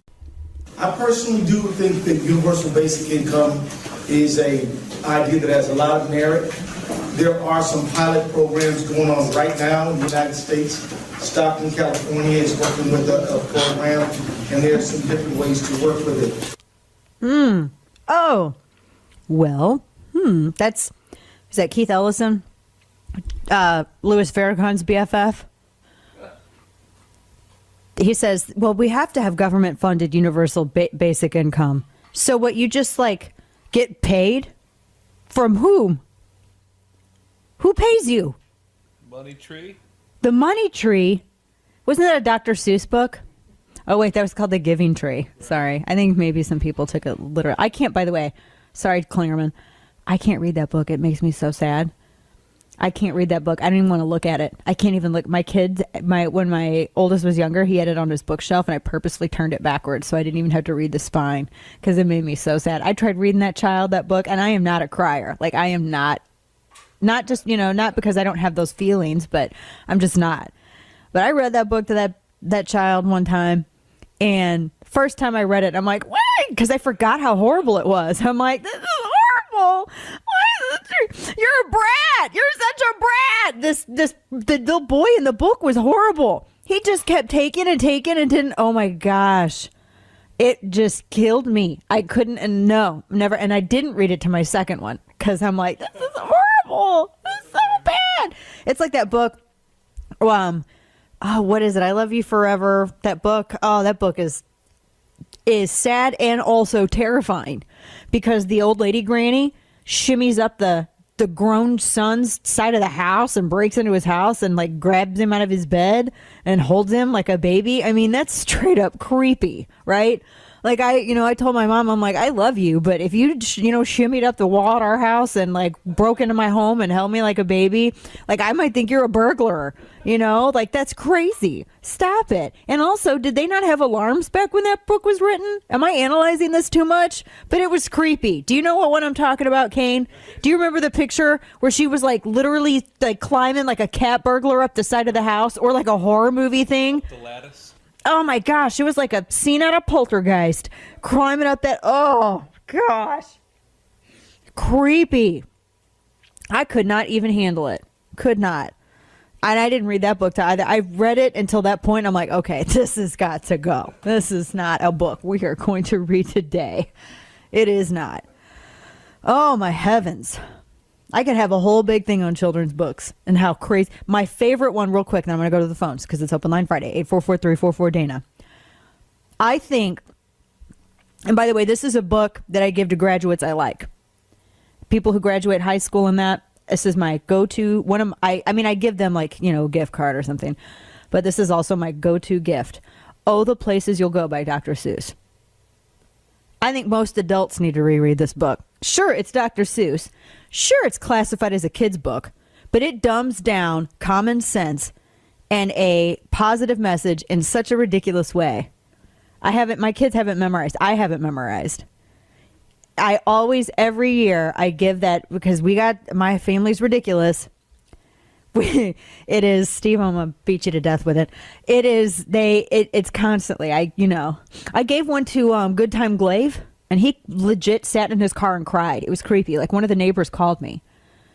Yeah, and they were like, there's a weird man in here. I guess you didn't know. He does that quite a bit, actually. He sits in his car and cries? He cries. What the heck's wrong with On him? occasion. I've caught him a couple times. His name is Good Time Glaive. Somebody that calls themselves that and insists that we all call him that. Yeah, he... Which, by the way, he hates the gender appropriation thing, but I have to call him Good Time Glaive. What if I don't think he's a good time? That's true. See? I'm not even kidding you. This is what we have to deal with. I blame you. It's all your fault. This is completely your fault that we have to deal with this every day. You can blame me for all that awesome radio content that Jiminy Christmas. 844-344-DANA is the number to join the program. And Oh, I forgot to get into the funeral potatoes. That's coming up for Quick 5. Oh, y'all don't want to miss that one. Starbucks is putting a cancer warning. Or wait, a judge in California told Starbucks that they have to put a cancer warning on coffee. And as a judge in LA, don't they love that stuff though? Like everybody in Portland's probably going, oh my gosh, they're probably freaking out at what this judge. I don't think you could do that in Portland.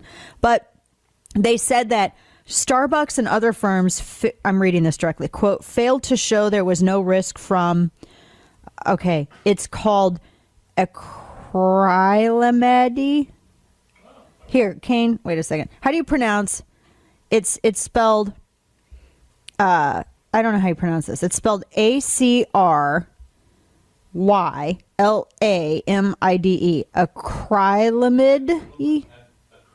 acrylamide. Yeah, so there's two vowels technically after in that syllable, so the first one would be long. Acrylamide? I think so. Right? I think so. That works. Yeah, I think so. Okay. So anyway, I guess they say that it's a chemical, it's a byproduct. Acrylamide is we were right. We're geniuses. One of the chemicals for coffee is acrylamide, and it is a byproduct of roasting coffee beans that is present in high levels of brewed coffee. Okay, can I stop? They over roast their beans like nobody's business. So because that's one of my biggest complaints of Starbucks coffee. Companies are supposed to warn consumers of chemicals that could cause cancer. Apparently, one of the chemicals that can cause cancer is acrylamide, and that's a byproduct of roasting coffee beans. So, and they have to April 10th to file objections in the decision. Starbucks wouldn't comment. They had a National Coffee Association statement that said the industry was considering appeal and further legal actions. They said that it would be misleading. They said that the U.S. government's own dietary guidelines says that coffee can be part of a healthy lifestyle. I don't know, is it coffee or is it just, is it something that happens when you over roast them? This is where I pretend to be a barista. How does that work? Because they do over roast their stuff. I mean, anything. Do they even test it to see what percentage? Anything gives you cancer these days. Anything and everything. That judge just gave that to me. Everything that isn't with that kale. ruling. That judge totally, gave me scoliosis from that ruling. Really? I'm not making fun of scoliosis. They thought I had it when I was a kid. I didn't, though. Oh. Anyway, let's move on. 844-344-DANA is the number to join the program. Let's go to Eric calling in from Florida on line 1. Eric, happy Friday to you. Thank you for your patience. Hi, Dana. I just wanted to let you know, first of all, my wife absolutely loves you. Say hi, Michelle. Hi. Hi, Michelle. Oh, my goodness. I thought you were telling me. Hi, Michelle. No. No. We just joined the NRA 2 weeks ago just because.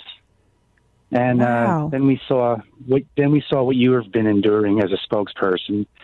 And I just want to say that I think that we have been vindicated today because they released news that this cruise animal is receiving fan mail, scantily clad pictures from girls, $800 in his account in prison. This ain't the NRA. This ain't guns. This ain't you and me. This is a bunch of demented people in a society indoctrinating our children. Defense rests.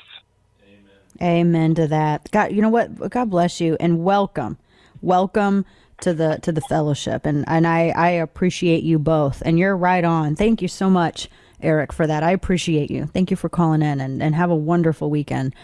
He hit up on something with that story because we had asked yesterday, who sends this stuff? Who is sending? And they said that a lot of it was coming from, was it like younger girls?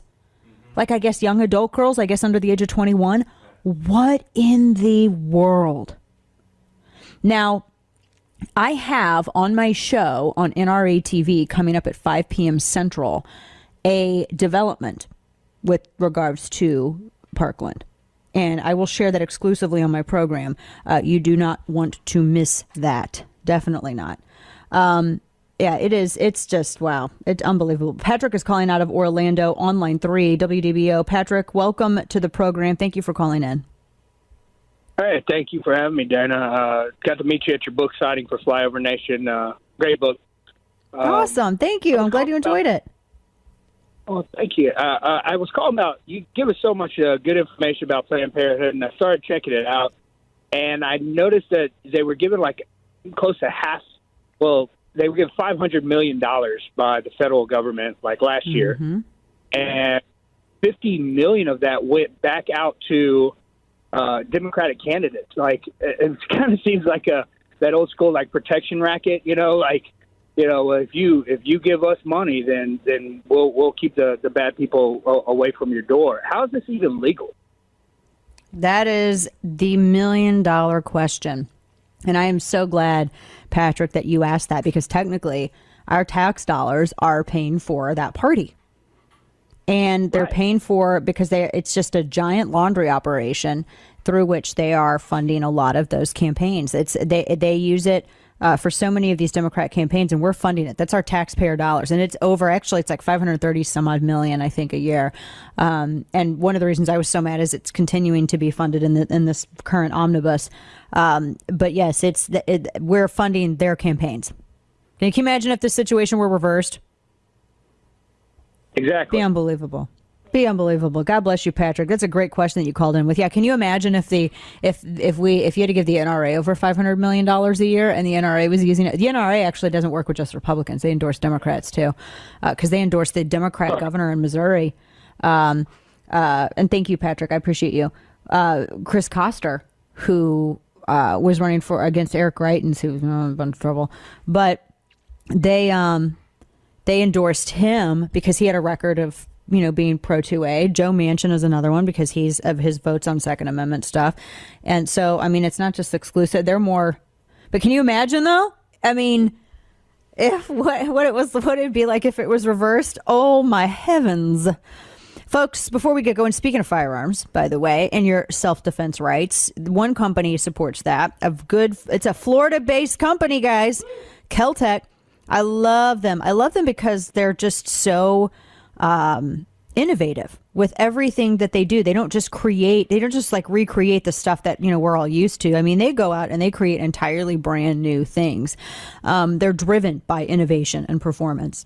That's one of the things I really like about them. They make stuff that, they just make so many awesome things. I don't know if you've seen the new KSG 25 that they have. They say it makes all of the other shotguns obsolete.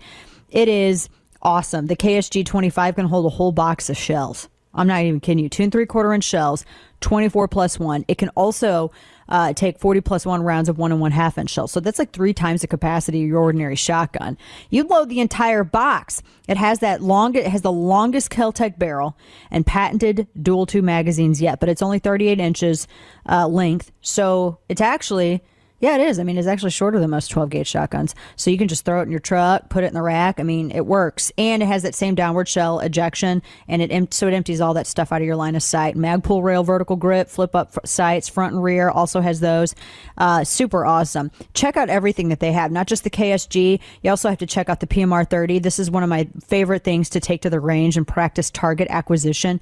PMR 30, a great 22. The RDB bullpup done right. Go and check out everything that Keltec has. KELTEC, KeltecWeapons.com. Tell them Dana sent you.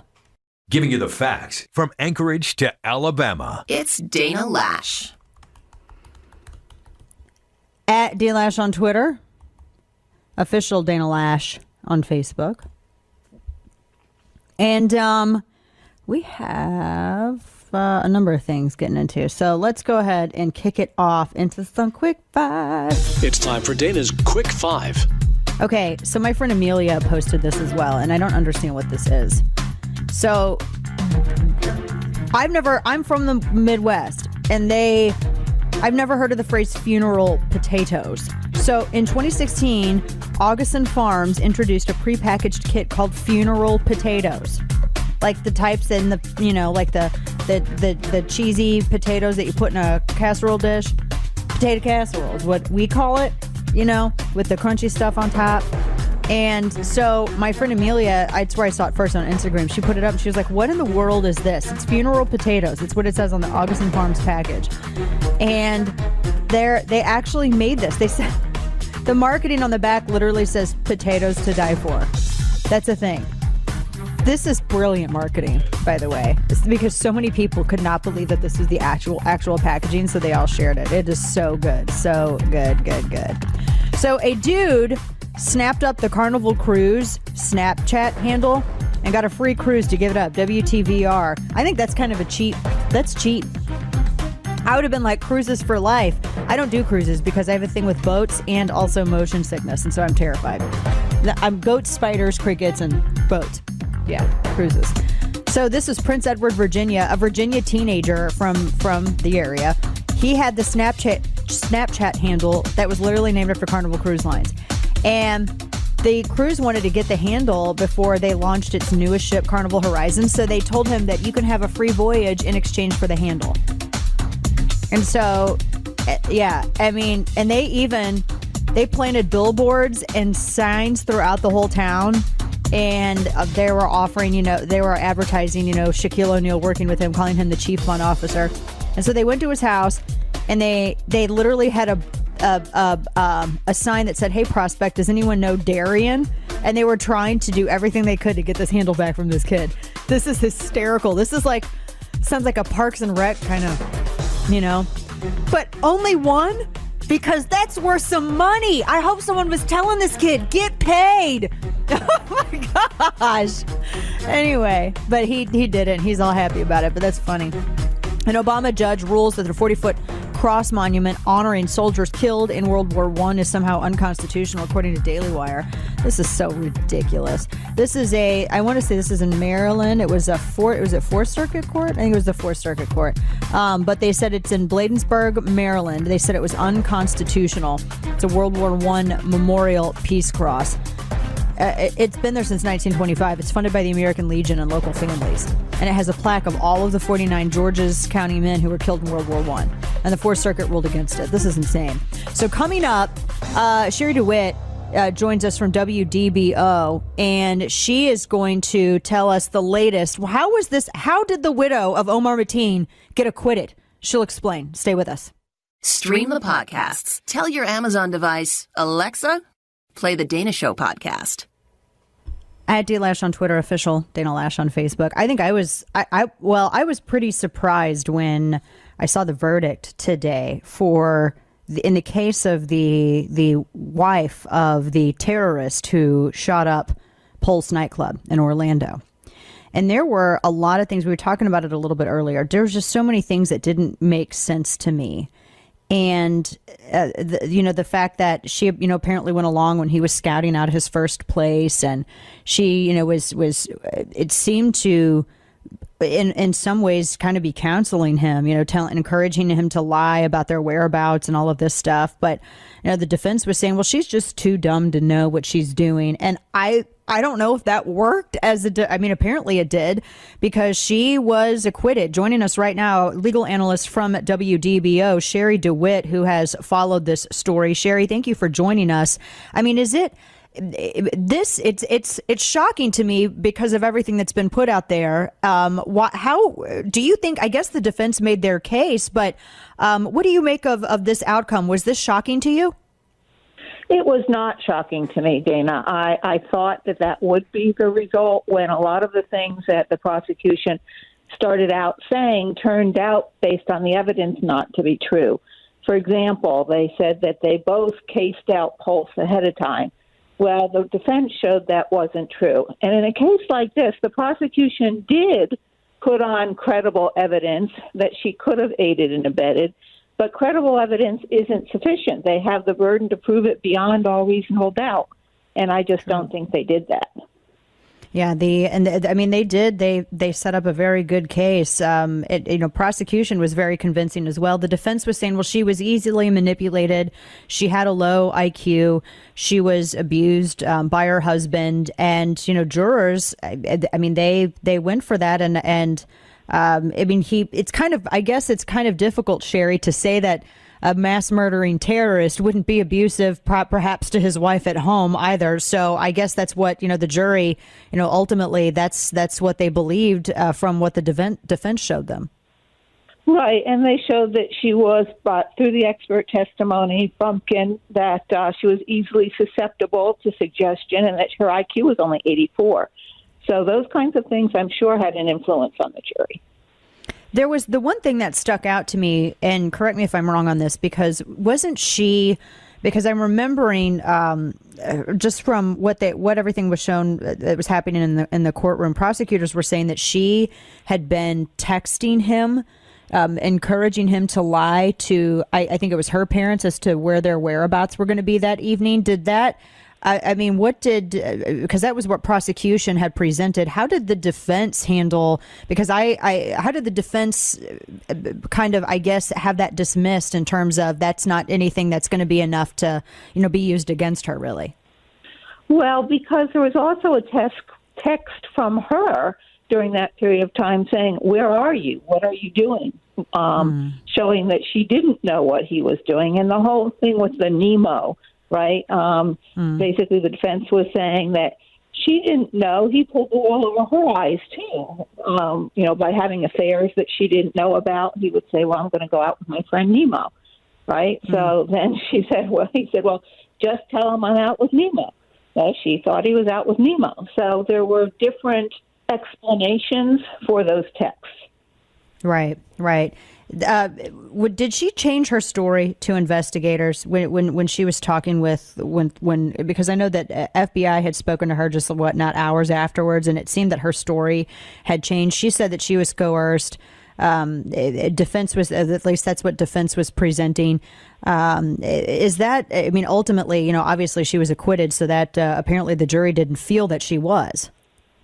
Well, she did change her story. She had signed 3 different statements. They all contained variations of a theme, so to speak, with differences among them. But that's not unusual for somebody who's being interrogated, for them to add details or remember things or not remember things and get more truthful as they go on. And, of course, the defense combined that with her high suggestibility. That witness that the defense presented, Dr. Frumpkin, I think he was a doctor, who testified as to her high degree of suggestibility, I think was very persuasive and influential on the jurors. Wow. So what is, I mean, really, ultimately, that's it for her. I can't imagine that I don't know how, again, I only pretend to be a lawyer on television and radio, Sherry, but there's really, that's it. There's nothing more no appeals, nothing more really that the state can do at this point. No, but what's really interesting is, that it came out during the trial that Omar Mateen's father is an FBI informant and is under investigation and has funneled money to the Islamic cause. So it may not be the end of incidences involving Pulse. It really may have been that his father did aid and abet him as opposed to his wife. That was fascinating when that all came out.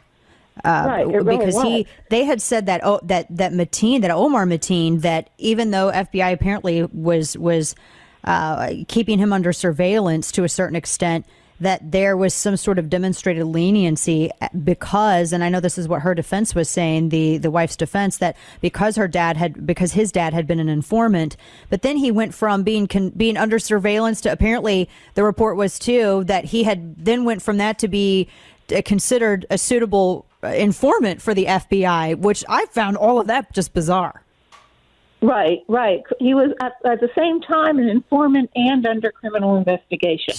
So that's so bizarre. Crazy. Yeah, right. That is crazy. Sherry DeWitt, you've done excellent work on this, and we're grateful you were able to give us some of your time today. Thank you so much.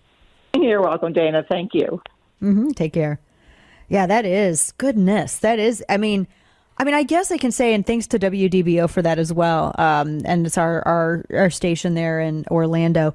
That is, and I guess I can see, because I was talking to a friend of mine who's a legal eagle, works as an attorney, not specifically within that realm, but, as an attorney. And he was saying, well, that's not entirely uncommon that they would, keep somebody under watch, but also have them as an informant, particularly if they were trying to get more information on some other individuals, like the dad per se. And that does make some sense. Like if they were, but then to find out that the son was crazier, or maybe not crazy, maybe not more evil, but maybe as evil, but at least was, for the lack of a better way to put it, more active in that he would carry out a terror attack like this. So maybe that is why. So that makes, in that context, I can understand that. But then do you really trust? I mean, if you're under surveillance and you're also being used as an informant, that means doesn't that mean that you're aware that you're being used as an informant and that to some degree there's some cooperation? That's what I find so And crazy you start about shaping this. things into your own best interest as opposed to what the police want. So it's kind of like Whitey Bulger in a way. Yeah, I guess so. Yeah. I mean, like Whitey Bulger, how he was an informant, but also maybe not to that extent, but he was still doing bad stuff, but he was also an informant. Like he was being surveilled, but at the same time he was an informant. He had a loose leash. Yeah, that's crazy. Anyway, we have a lot more coming up, and I want to go to break early, so I have a little bit. I only have a couple pieces of hate mail to share with you, actually, and so we can get that in because I don't want to. We don't have really. Yeah, I don't want to cut everything so close, and I want to make sure because it is Open Line Friday still. 844-3844 Dana is the number to join the program. Tonight on Relentless at 5 p.m. Central, one of the things I'm going to look at tonight is the situation that took place in Michigan with a woman who used the stand your ground defense. And she is in jail now. Her name is Siwatu Salama Ra. She's 26 years old. She's, pregnant. She's a mother, and she was just sentenced to a couple of years in prison. And the crazy thing about this, and this is why, and I'm going to talk, I want to explore what happened with this and figure out why is she in jail? She was defending herself and she was in lawful possession like that. You hear that and you're like, how does that make sense? The problem that, and just a quick note on this, one of the problems that a lot of people have when they're trying to just simply find information is when you have a lot of for in this particular instance, there's a lot of activist stuff out there about this, and that's all well and good. But the problem is that there's so much buzz about how wrong it was. You don't have any there. It's like you're trying to desperately find details about what actually happened. And it's like, help me help you. I want to see if this woman was wronged. And all the people that have written about it have forgotten to include any details as to what exactly happened, aside from just a brief description, because there are a lot of details that factor into whether or not, stand your ground and if it was self-defense, all of that stuff. And a lot of people think too, and I'm going to talk to, in particular, a defensive gun use attorney who's very well established and very well known about this tonight at 5 p.m. Central. A lot of people don't realize that stand your ground actually isn't a successful defense in court. Despite the fact that everybody says it is, it actually is not. And it's particularly unsuccessful for white defendants.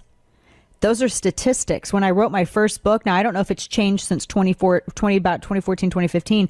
When I wrote my first book, this was right around the time that everything was happening with Trayvon Martin and George Zimmerman and et cetera, et cetera. And that wasn't even a stand your ground case. A lot of people were saying that it was, but that was inaccurate. However, I was really interested in terms of how often stand your ground was used and and the percentage of success. And I was really shocked by what I found, and especially when I broke it down to men, women, and black, white, etc. So we're going to talk about all of that at 5 p.m. Central, and you don't want to miss it because I'm I'm a law-abiding gun owner, and I would want to know if this person was wronged or not. And that's why I really want the information here. So we're going to get into all of that stuff. Before we get going, though, CarShield is a great program to have if you have a vehicle that maybe your manufacturer's warranty is out. If your car has 5,000 to 150,000 miles on it, you don't have to get stuck with high repair bills. You need extended vehicle service protection. And so CarShield makes this quite easy because you know how simple even a little repair to a sensor can be, or how expensive a simple repair to a sensor can be, right? I mean, those things I know because I actually had to have one repaired and I was like, are you serious? This is how much it costs. You get 24/7 roadside assistance, a rental car while yours is in the shop. You can take it to your favorite mechanic, take it to the dealership. You get to pick, and CarShield reimburses the mechanic, not you. They just care about you getting back out on the road and getting on with your life. Their administrators have paid out close to $2 billion in claims. They're ready to help you. So save yourself thousands in future car repairs and get covered by the ultimate and extended vehicle service protection like I did. Call 800-CAR-6100, mention code Dana, or visit carshield.com. Use code Dana to save 10%. That's carshield.com, code Dana, 800-CAR-6100. A deductible may apply. Miss anything from the show? Check out the full podcast on iTunes, Google Play, or anywhere you listen. At D-Lash on Twitter, official Dana Lash on Facebook. Stan is on line 1 from Utah. He's sitting here going to tell me about funeral potatoes. We just talked about that in our Quick 5 segment. We just call that potato casserole. Stan, welcome to the show. What's your take on this? What do you call them? Thank you very much. Yeah, I'm a Mormon out here in Utah. And Mormon funerals always have funeral potatoes. And I'm 60, and I've called them that since I was a kid. Really? Those cheesy potatoes with the crunchies on the top. Yes. And it's like Mormon soul food. That and green now, jello. you might be Mormon. I was raised Southern Baptist, and we always had those. And now I'm non-denominational now, but we have them I have to have them at Christmas. I'm going over whether I'm going to have them at Easter. But we just always said potato casserole. But when I saw that, I was like, is that different from a potato casserole? Well, there you go. So I have no idea if it came from us or if we got it from somewhere else, but we've always called those funeral potatoes because always have them at funerals. Yeah. I love it. I love that. Stan, thanks for calling in with that. That is great. Mormon soul food. I actually literally LOL. So great. That's going to be a band name I'm Mormon writing down. soul food. Mormon that would soul be a great restaurant, right? It would be. And you have like all variation of like funeral potatoes out there. Oh gosh, I love those potato casseroles. My mother-in-law makes. So she makes her potato casserole, or what Stan would call funeral potatoes, with hash browns. That's good. My and when you get that gosh. little crispiness, not Yes. too hard, but just crispy. Yes. Enough. Oh, so yes. crisp, like brown. So great. Perfectly. Oh. It's so good. All right, let's go ahead real fast. Kick it into some mailbag of hate. And now it's finally that part of the show where Dana monetizes the hate. All week, hateful posts, tweets, replies, and emails have been collected. The best of the best make the cut. It's Mailbag of Hate on the Dana Show. So these are, I actually have tweets this time. I didn't get a lot of emails because I guess people got on to, they caught on to the fact that I was like reading them out loud for money. And then I put it into I have everybody sit literally and their brother telling me about acrylamide now. These are real people that write horrible things, but that's just what they do. That's just kind of how it works. And so I'm going to put extra in the plate for Jesus too. Okay. So this gentleman, Rick Mendoza, had tweeted to me about a picture. He saw, I guess, a picture of me speaking. And he had tweeted, quote, "Is she even an American? Looks and sounds like a Russian operative. Racist. Someone needs to, TOO for real, to spray the next NRA rally with AR-15s for 6 minutes and 20 seconds. So, no, I'm not Russian. I'm Irish and American Indian. So I'll come by it honest. Dude, it never makes sense to me to be like, I hate violence and death. By the way, I hope you die violently. That doesn't make any. That doesn't even make. And good luck with the, spraying the NRA with AR-15s, because I got news for you. It won't end By the well way, for do you. you know when at every city they go to, as I looked at the crime thing, the raid in Paducah, when NRA was in Paducah, was that last year, I guess? Yeah. The crime rate actually went down. Of course.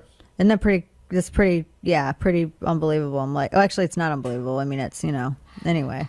Let's see. Mac tweets, "I don't need membership in a BS lobbying group to own guns. I got plenty of them. Lash should let me show them to her one day, point blank." So you hate violence and death so bad, you're like, I'll have you die violently. Dude, please.